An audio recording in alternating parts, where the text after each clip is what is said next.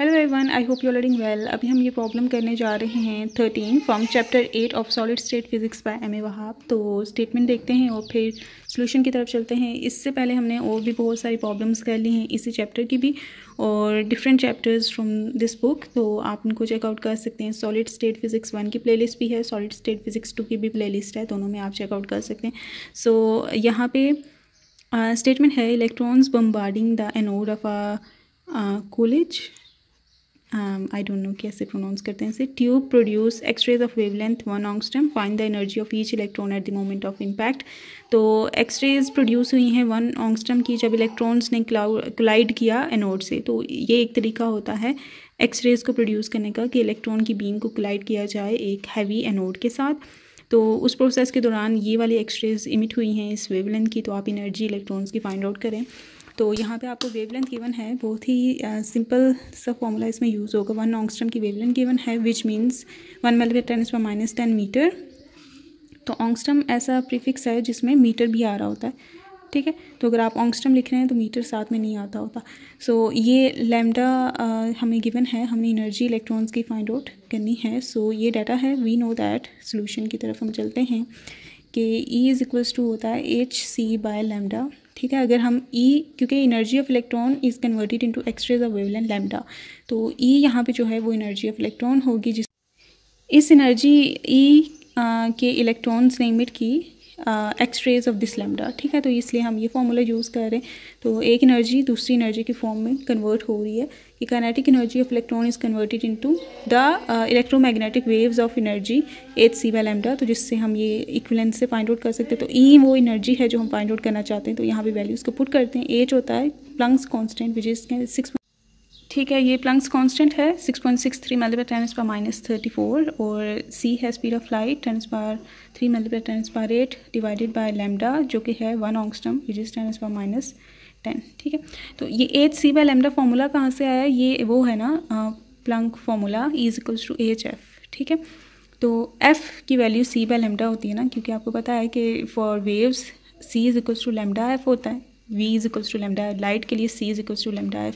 तो लैम्डा की वैल्यू आप निकालना चाहे तो क्या हो जाएगा, f इधर डिवाइड हो जाएगा, c/f = f की वैल्यू हम यहाँ पुट करना चाहते हैं ना, तो c/λ जो है =f हो जाएगा। तो आप यहाँ पे अगर c/λ पुट कर दें f की जगह तो आपके पास यही फॉर्मूला आ जाता है, ठीक हो गया। तो यस, यहाँ पे इसको सॉल्व करते हैं तो देखते हैं हमारे पास आंसर जॉल्स में आएगा, क्योंकि हमने सारे SI यूनिट में सब कुछ लिया है। तो जो आंसर आता है वो आपके पास आता है 1.989 × 10⁻15। मैं पहले से ही मैंने सॉल्व किया हुआ है, सॉल्व करके मैं आपको करवा रही हूँ ऑब्वियसली, तो ताकि टाइम सेव हो।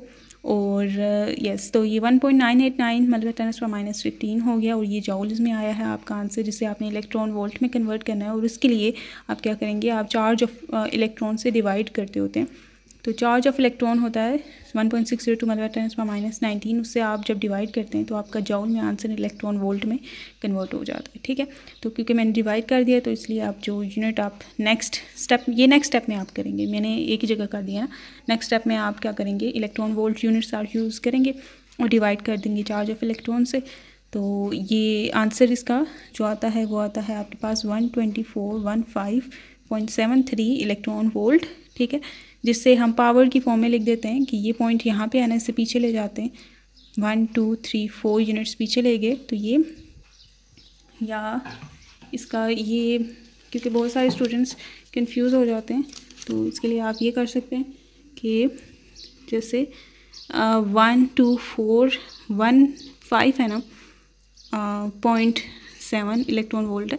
तो इसके हम क्या करते हैं कि यहाँ पे पॉइंट लाना चाहते हैं 4 यूनिट्स पीछे आगे जो भी, तो हम करते हैं कि इसे 10⁻⁻4 से मल्टीप्लाई करते हैं और 10⁻+4 से भी मल्टीप्लाई करते हैं, ठीक है।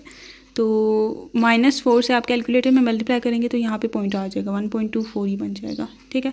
अगले नंबर्स वो सिग्निफिकेंट नहीं है तो लिखने की ज़रूरत भी नहीं है। 1.24 × 10⁻4 इलेक्ट्रॉन वोल्ट बच जाएगा और यही हमारा पास आंसर है, ठीक है। तो स्टैंडर्ड फॉर्म में लिखना यही होता है कि जो पॉइंट है ना वो एक डिजिट के बाद ही आ रहा हो।